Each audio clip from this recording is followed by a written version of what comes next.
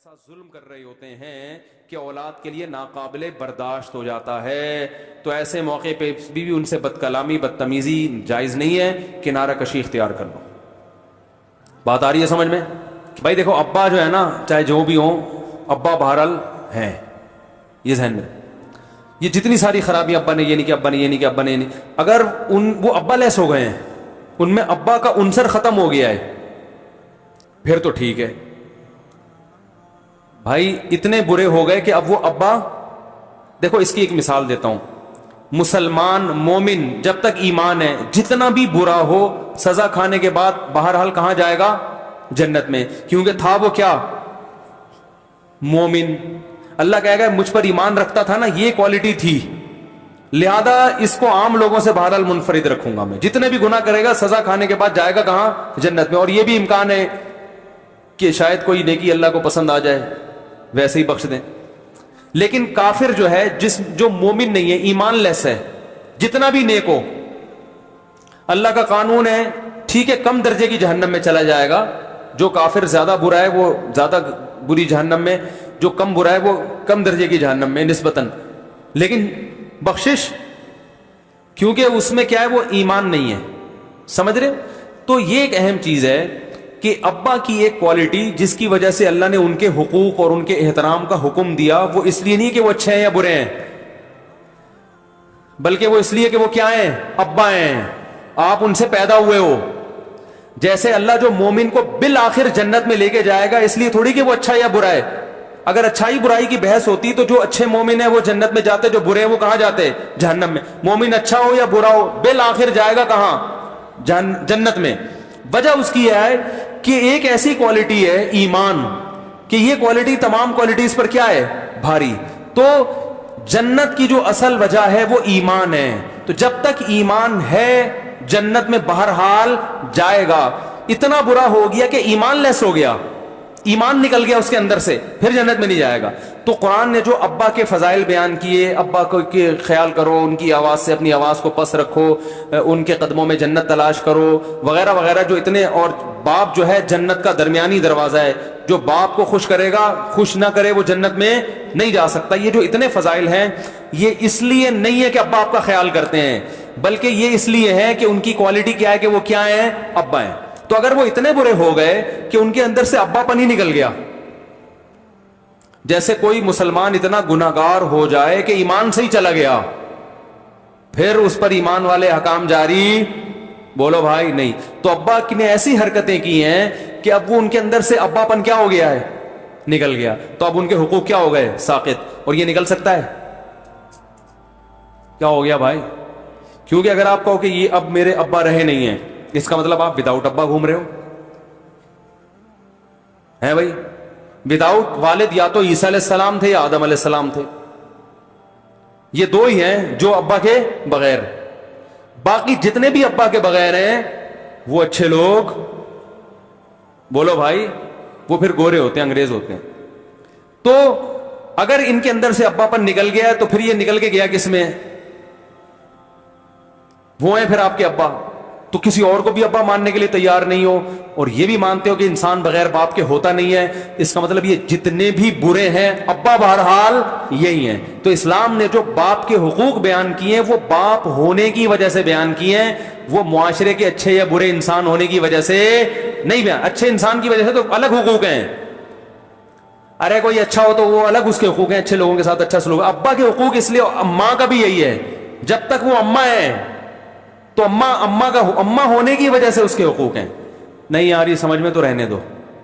تو اس لیے آپ کو ان کے ساتھ حسن سلوک کرنا پڑے گا. ہاں یہ جو حقوق ادا نہیں کر رہے, یہ نہیں کر رہے, پھپھی کا خیال نہیں کر رہے, نانی کو نہیں پوچھ رہے, ماموں سے ملنے نہیں گئے وغیرہ وغیرہ, یہ ان کی ہیڈیک ہے, یہ آپ کی ہیڈیک نہیں ہے. آپ محبت سے سمجھائیں, مان جائیں ٹھیک ہے, نہیں تو اپنے حال پہ چھوڑ دیں. ہاں یہ ضرور ہے کہ ابا بعض دفعہ ایسا ظلم کر رہے ہوتے ہیں کہ اولاد کے لیے ناقابل برداشت ہو جاتا ہے. تو ایسے موقع پہ بھی ان سے بد کلامی بدتمیزی جائز نہیں ہے, کنارہ کشی اختیار کر لو. بات آ رہی ہے سمجھ میں؟ کیا کر لو؟ ایک سائڈ پہ ہو جائے. ابا میں جب رہتا ہوں آپ سب کے سامنے مجھے ہر وقت ڈانٹتے رہتے ہو, پیسے لے لے کے کھاتے رہتے ہو. بعض ایسے ابا بھی ہیں, آپ جتنی تنخواہ ابا لے لیتے ہیں آپ کو دھیلا بھی نہیں دیتے, اور پھر ڈبو سنوکر میں بھی اس قسم کے ابا بھی ہیں بھائی. اڑا رہے ہیں یا ظلم کر رہے ہیں یا وغیرہ وغیرہ جو کچھ بھی کر رہے ہیں، اس سے نقصان یہ ہوتا ہے کہ پھر جو ہے نا وہ پھر آدمی ایک حد تک افورڈ کر سکتا ہے نا ساری چیزیں. یا آپ کی بیوی پہ بہت ظلم کر رہے ہوتے ہیں یا آپ کی ماں پہ بہت ظلم کر رہے ہوتے ہیں. ایسے بھی کیسز آتے ہیں ماں پہ اتنا ظلم باپ نے کیا، اب بیٹے کہتے ہیں اگر ہم ابا کو جواب نہ دیں آگے سے تو ابا تو اور زیادہ ظلم کرنا شروع کر دیں گے. تو ایسے موقع پہ میں ان سے کہتا ہوں یار ابا سے پھڈا کرنے کے بجائے اماں کو ابا سے کیا کر دو، بولو بھائی الگ کر، اماں کو الگ گھر لے کے دو، ابا کو بولو دوسری شادی کرا دو ان کی.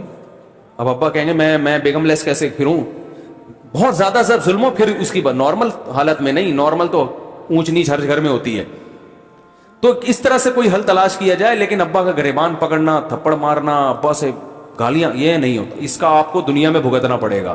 تو کنارہ کشی سائڈ پہ لے کے سائڈ پہ ہو جائے. پھر اس پہ بھی اگر ابا ناراض ہوتے ہیں کہ وہاں کیوں رہ رہا ہے، تو اس ناراضی کی پرواہ بولو بھائی مت کرو، یہ آپ کے اختیار میں نہیں.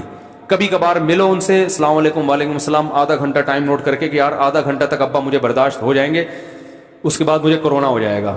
اگر آدھا گھنٹہ تو آدھا گھنٹہ بیٹھو، ابا خیریت سے، ابا نے صلواتیں شروع کر دی، یوں تو ایسا ہے، تو غیرت نہیں ہے تیرے میں اندر، تو جورو کا غلام بن گیا، تو یہ بن گیا. آپ پہلے سے سوچ کے گئے تھے یار ابا ہیں تو برداشت کرنی ہے، تو آدھا گھنٹہ بسم اللہ الرحمن الرحیم برداشت کرو، ابا خیریت سے. ابے تو خیریت ویریت تیری سالے، میں تیرے سے کیا پوچھ رہا ہوں، تو خیریت کی باتیں کر رہا ہے. تو چونکہ آپ نے اگر چھیڑ دیا نا اس موضوع پر، پھر تو ابا اور گرم ہو جائیں گے، پھر وہی تو ٹاپک چینج کرتے رہو، اور ابا یہ وہ، ابا اس کو ذرا تھوڑا سا جو بھی ماحول چل رہا ہے اس حساب سے، ٹھیک ہے. تو یہ ساری باتیں کر کے پتلی گلی سے نکل لو. پھر بھی ابا کو غصہ آ رہا ہے تو پھر اس کی پرواہ مت کرو، کیونکہ اس سے زیادہ آپ کے بس میں ہے نہیں. کیونکہ اب مزید بیٹھو گے، پھر انسان ایک حد تک برداشت کرتا ہے نا ہر چیز کی برداشت. اب پھر ایسا نہ ابا پہ چڑھ جاؤ غصہ کر کے کہ یار ابا بس کرو یار. تو ابا پہ ہاتھ اٹھانا، ابا کو تھانے میں بند کرانا، ابا سے بد کلامی کرنا، گالیاں دینا ٹھیک نہیں ہے. بہت سخت مجبوری ہو، وہ بھی سخت مجبوری، بلا چھوٹی موٹی باتیں تو برداشت، بہت شدید مجبوری تو کنارہ کشی، جیسے ابراہیم علیہ السلام نے کی تھی. باپ نے کہا میں تجھے پتھروں سے مار کے ہلاک کر دوں گا، یہ بہت زیادہ ہو گئی نا. تو ابراہیم علیہ السلام نے کہا سلام علیک، آپ پر سلام. یہ نہیں کہا کہ آپ پتھر سے مارو گے، مار کے تو دیکھو. یہ نہیں ہے. آج باپ سے ایسے باتیں کی جاتی نا، ابا تو ہاتھ اٹھا کے تو دیکھ، کر کے تو دیکھ، یہ کہتے ہیں نا باپ سے. باپ کہتا ہے میں وراثت سے محروم کر کے تو دیکھو. آپ یہ کاغذ دکان ماموں کے نام کر کے تو دیکھو، چاچو کے نام کر کے تو دیکھو، میں دیکھتا ہوں. یہ اسٹائل نہیں چلے گا بھائی، بولو نا. یہ اسٹائل باپ کے سامنے شریعت میں نہیں چلتا. اس کا بھگتنا پڑے گا آپ کو قیامت کے دن کہ کر کے تو دیکھو، میں دیکھتا ہوں آپ کیسے کرتے ہو، میں دیکھتا ہوں یہ کاروبار فلاں کو کیسے دیتے ہو، میں دیکھتا ہوں. یہ نہیں ہوتا، یہ باپ ہے، یہ دوست نہیں ہے. اسلام نے بڑا محبت سے ابا کو سمجھایا. ابا نے کہا پتھروں سے مار کے ہلاک کر دوں گا تجھے، خاموش ہو جا. ابراہیم علیہ السلام نے کہا سلام علیک، آپ پر سلامتی ہو. یہ نہیں کہا کہ آپ مار کے تو دیکھو ابا ہیں. آپ بتاؤ ابراہیم علیہ السلام سے زیادہ نیک ہو اور آپ کے ابا ابراہیم علیہ السلام کے والد سے زیادہ برے ہیں؟ پھر بھی تو انتہاؤں کا مقابلہ ہو رہا ہے، مگر ابراہیم علیہ السلام ابا کا ابا ہونا دیکھ رہے ہیں، کافر ہونا نہیں دیکھ رہے. کیونکہ ابا کے حقوق ابا کی وجہ سے. تبھی غیر مسلم والدین کے بھی وہی حقوق ہیں جو مسلم والدین کے ہیں، وہی ابا ہیں. تو اللہ نے کیا فرمایا؟ ابراہیم نے کہا السلام علیک ساستغفر لک ربی، میں اب پھر بھی اللہ سے آپ کے لیے دعائیں کرتا رہوں گا. اور پھر کنارہ کشی اختیار کی. تو یہ آخری حرب ہے. اگر عبادات میں ریاکاری اور دکھلاوا پیدا ہو جائے تو عبادات میں اخلاص و خلوص کیسے لائیں؟ ریاکاری نہیں ہوتی ہے، ریاکاری کا شبہ ہوتا ہے. شیطان وسوسے ڈالتا ہے کہ تیرے اندر دکھلاوا آ گیا ہے تاکہ عبادت میں جان ختم ہو. تو اس کا طریقہ یہ ہے کہ شیطان کو لفٹ نہ کرائیں، کرتے رہیں. جس نماز میں ایسا لگ رہا ہے لوگ دیکھ رہے ہیں تو پڑھیں اور لوگوں کے سامنے. تھوڑے دنوں میں خود یہ تصور کیا ہو جائے گا؟ ختم. کیونکہ لوگوں کے پاس ٹائم نہیں ہے. صحیح ہے نا کہ تمہاری نماز ہی بیٹھ کے دیکھتے رہیں. سمجھ رہے ہو؟ یہ ریاکاری کا شبہ ہوتا ہے، حقیقی ریاکاری نہیں ہوتی ہے. تو آج کل وسوسوں کا دور ہے نا، خام خام میں بیٹھے بیٹھے شبے شروع ہو جاتے ہیں. پتہ نہیں میں لوگوں کو دکھانے کے لیے نہیں پڑھ رہا. او بھائی تو پڑھ لے، پہلے دکھانے کے لیے پڑھ. تھوڑے دن میں لوگ بھی دیکھنا چھوڑ دیں گے اور تو بھی عادی ہو جائے گا. اس کے بعد خود بخود اخلاص پیدا ہو جائے گا. شعر ہے نا، حضرت حکیم اختر صاحب یہ شعر پڑھا کرتے تھے، وہ ریا جس پر تھا زاہد طعنہ زن. یہ اردو کا بیڑا غرق ہو چکا ہے, ہر شعر کی تشریح کرنا پڑتی ہے. یعنی وہ ریا جس پر جو زاہد ہے نا, جو زاہد عبادت کرنے والا, دنیا سے بے رغبتی, تانا زن, جس کو تانے دیا کرتا تھا کہ یار یہ کیا ہے کمبخت ریا تنگ کر رہی ہے مجھے, وہ ریا جس پر تھا زاہد تانا زن, پہلے عادت پھر عبادت بن گئی. پہلے اس کی عادت پڑتی ہے, ریا ختم, اور پھر اخلاص پیدا ہو جاتا ہے, تو وہی ریا کیا بن جاتی ہے, عبادت. کیونکہ لوگوں کے سامنے جب کوئی کام کرتے ہیں نا, 2-4 دفعہ تعریفیں بھی ہوتی ہیں, اچھا بھی ہوتا ہے, تعریفیں, اس کے بعد لوگ بھی عادی, اور آپ کے اندر سے بھی وہ جذبات ختم, پھر کنٹینیو کرتے رہو اس. اور جو کام کرنا ہے وہ تو کرنا ہی ہے نا. ارے ایک فوجی کو جنگ میں کہا گیا جا کے لڑ آگے, بہادری کے جوہر دکھا. وہ دل میں خیال آ رہا ہے کہ یار میں تو پبلک کو دکھانے کے لیے, آفیسر چھوڑ دے گا اس کو؟ وہ کہہ رہے سر میرے اندر اخلاص نہیں ہو رہا, میں ابھی جا کے بہادری کے جوہر دکھاؤں گا, 20 فوجیوں کا سر قلم کر کے آؤں گا, تو میرے دل میں خیال آ رہا ہے کہ لوگ کہیں گے واہ واہ واہ واہ واہ, تو یہ واہ واہ کی وجہ سے میں جا رہا ہوں, تو میں نہیں جا رہا. وہ کہے گا بھائی مروائے گا تو ہمیں بھی اور سب کو بھی, جہاں بھائی لڑ یار, یہ ریا کا علاج بعد میں ہوتا رہے گا, ابھی تو یہ ضروری ہے جا کے قلم کر لوگوں کے سر جا کے, وہ پھر ہم تجھے بھیج دیں گے کسی بزرگ کے پاس, وہاں اپنی ریا کا علاج کروا لینا. تو یہ خوب یاد رکھیں, جو کام کرنا ہی ہے نا اس میں ریا ہو یا نہ ہو, چھوڑا نہیں جاتا, کیا جاتا ہے. ریا کا پھر سوچتا رہے کہ وہ کیسے سیٹنگ پہ لانا ہے, تو ریا کی وجہ سے کام نہ چھوڑا کریں. فجر کی نماز پڑھنی ہے وہ تو پڑھنی ہے نا, کیا ہو گیا, بیوی بچوں کو کھلانا ہے وہ تو کھلانا ہے, چاہے سسرال والے خوش ہوں. اب آپ کو, میں تو بیوی کو اتنے انڈے پراٹھے کھلا رہا ہوں اللہ کے لیے نہیں, اصل میں میرے سسر صاحب خوش ہوں گے اور میری تعریفیں کریں گے, تو یہ نیت صحیح نہیں ہے میری. بیگم کل سے چائے پاپے پہ آ جاؤ. بیگم کہے گی تو ریا رکھ اپنے ایک طرف, تو بھائی یہ تو کرنا ہی ہے, کیا خیال ہے. تو اس لیے ان چیزوں کی وجہ سے عمل بولتے کیوں نہیں چھوڑا جاتا. ریا کو, اور ریا بھی تو ہونا, یہ ریا ہوتی نہیں ہے, یہ وسوسے ہوتے ہیں ریا کے. ریا پتہ ہے کیا ہوتی ہے, کہ خالصتاً لوگوں کو دکھانے کے لیے یہ عمل کر رہا ہے, لوگ نہ ہوتے تو یہ عمل ناممکن. ایسے ریا بہت کم لوگوں میں ہوتی ہے. جیسے فجر کے لیے آ رہے ہیں تو اب لوگ دیکھ رہے ہیں, اب آپ کے دل میں جذبات پیدا ہوئے, لوگ کہیں گے یار بڑا نمازی ہے. یہ ریا نہیں ہے, یہ ریا کا وسوسہ ہے. ریا جب ہے کہ اگر وہ وسیم بھائی وہاں سے آ رہے ہوتے تو آپ پڑھتے, نہیں آ رہے تو پڑھ ہی نہیں رہے. ٹھیک ہے نا, ایسے بہت کم لوگ ہوتے ہیں. اور دین میں تو اس لیے بھی کم ہوتے ہیں کہ اب دین پہ اتنی کوئی تعریفیں ہوتی نہیں ہے کہ فجر پڑھ کے کیا تیر مار دیا تو نے, بلکہ تانے ملتے ہیں کہ اب بالکل ہی پروفیشنل مولوی بن گیا, فجر بھی پڑھ رہا ہے, یار ظہر پڑھ لیا کرو, ٹھیک ہے, فجر کے لیے اٹھنے کی کیا ضرورت ہے. تو ویسے بھی آج کل خوشی تھوڑی, خوشی صرف پیسے کھلانے سے ہوتی ہے, لوگوں کو پیسے دو خوش ہوتے ہیں, تعریف ورنہ نہیں ہوتے. تو اس لیے کام بہرحال بولو بھائی کرنا ہے. دیکھو عبداللہ بن مبارک کا میں نے ابھی بیان میں واقعہ سنایا تھا نا, ایک واقعہ میرے ذہن میں آیا, بڑا دلچسپ ہے. عبداللہ بن مبارک 4 مہینے میدان جنگ میں رہتے تھے نا, کیسے رات کو پوری رات عبادتیں کرتے تھے. میں کہتا ہوں ان کی صحتیں کیسی تھیں یار, پوری رات عبادتیں, پورا دن روزے, 1-2 گھنٹے کی نیندیں, اور پھر تلوار لے کے جہاد بھی کر رہے ہیں. کیا صحتیں تھیں ان لوگوں کی. ایسی لڑائیاں لڑتے تھے. اور جن لوگوں نے ارطغرل ڈرامہ دیکھا ہے نا, تو وہ زیادہ جانتے ہوں گے کہ تلوار کی لڑائی میں اور گولیوں کی لڑائی میں کتنا فرق ہے, بڑا فرق ہے. سامنے دشمن ہو, اور یہ تلواریں جو ارطغرل کی بازاروں میں مل رہی ہیں نا, یہ وہ تلواریں نہیں ہیں, بہت بھاری بھرکم تلواریں ہوتی ہیں. حضرت خالد بن ولید نے 9 تلواریں توڑی ہیں ایک دن میں. کتنی چلائی ہوں گی بھائی.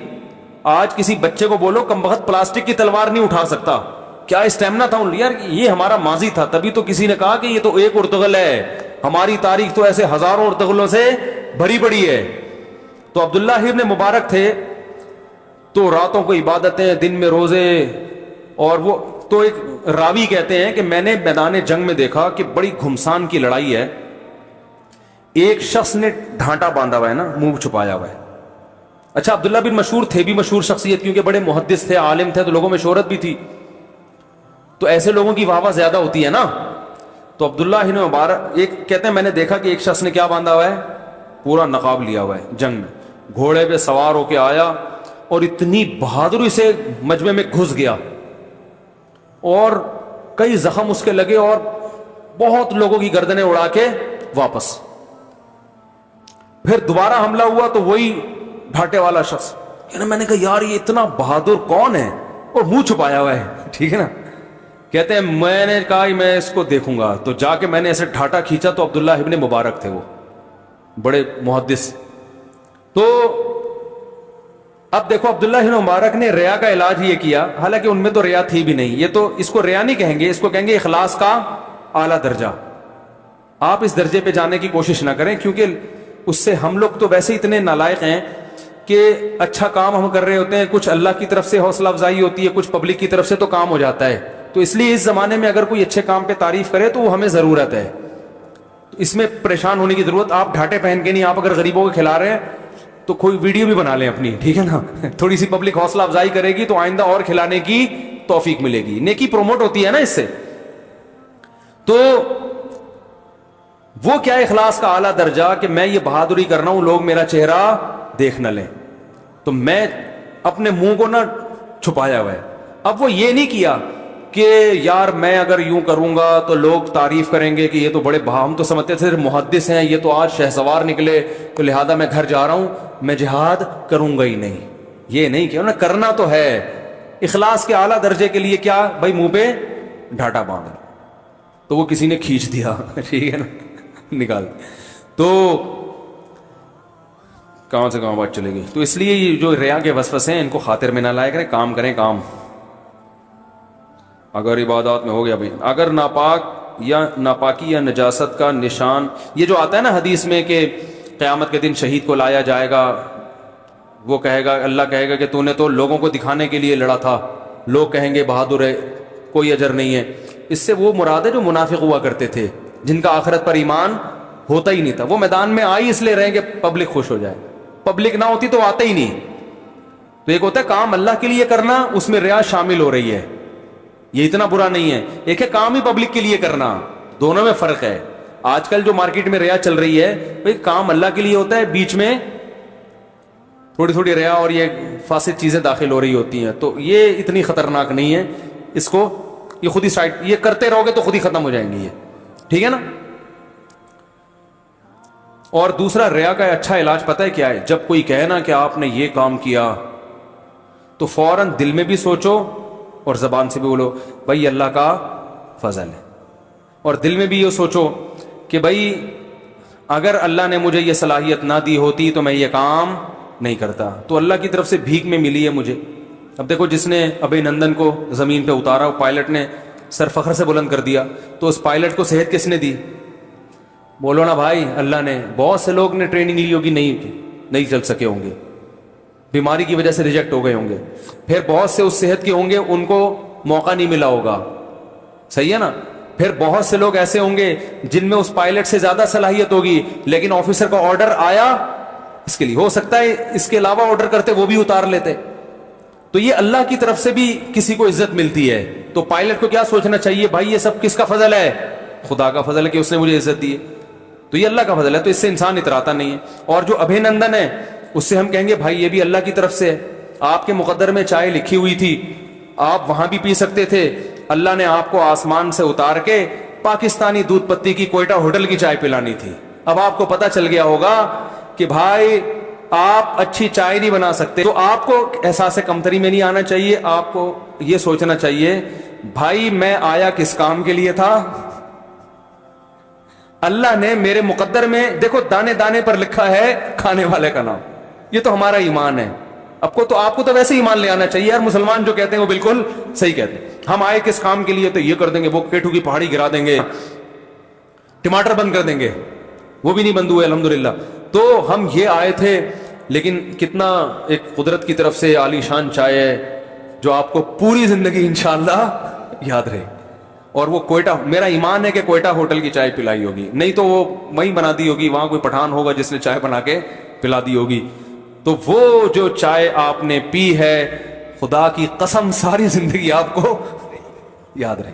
آپ کے بچوں کو یاد رہے گی کہ میرے دادا نے, دیکھو ہم جب چائے پینے جاتے ہیں نا, یار آؤ چلو انڈا موڑ چلتے ہیں چائے پی کے آتے ہیں, یہ کوئی بڑی یہ لکھنے کے قابل ہسٹری نہیں ہے کہ ونس اپون اے ٹائم مفتی صاحب انڈا موڑ گئے تھے چائے پینے کے لیے, واپس آ گئے. میں اپنے بچوں کو بتاؤں گا یہ باتیں, بیٹا تمہیں یاد ہے ایک دفعہ ہم وہاں گئے تھے. لیکن ابھی نندن جو ہے وہی لکھے گا ہاں بچوں، میں ایک دفعہ چائے پینے جہاز میں گیا تھا. لوگ پیدل جاتے ہیں، میں کس میں گیا تھا؟ جہاز میں.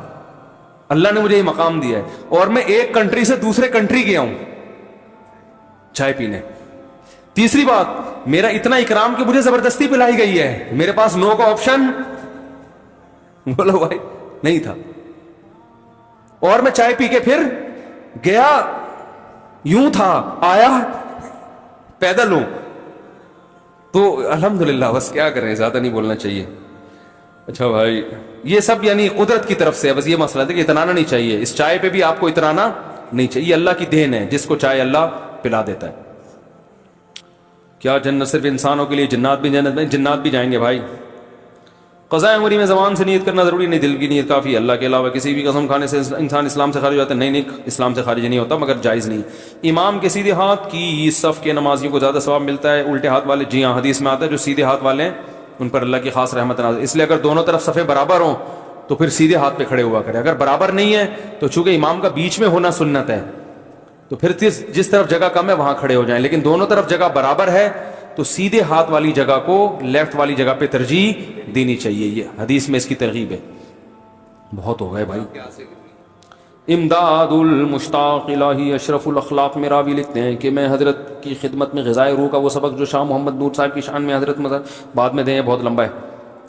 حدیث میں آتا ہے کہ میری ساری امت قابل معافی ہے سوائے اس کے جو اعلانیہ گناہ کرے. اس کا مطلب کہ چھپ کر گناہ کرنے والا معاف کیا جائے گا؟ نہیں بھائی، مطلب یہ نہیں ہے. وہی بات ہے، حدیث کا مفہوم ہوتا ہے. جو کھلے عام گناہ کرتے ہیں ان کے عذاب کا امکان چھپ کر گناہ کرنے والے سے زیادہ ہے، کیونکہ وہ گناہ کو پروموٹ کر رہے ہیں. ان کو توبہ کی توفیق نہیں ملتی، گناہ پہ ندامت ہی نہیں ہوتی. چھپ کے گناہ کرنے والے میں امکان ہوتا ہے کہ توبہ کر لے گا بعد میں. یہ مطلب نہیں ہے کہ چھپ کے گناہ کرو تو سزا ہی نہیں ملے گی، ایسا نہیں ہے. اس میں توبہ کی امکان زیادہ ہے، کیونکہ چھپ کے کر رہا ہے تو اس کی علامت ہے نا کہ ندامت ہے.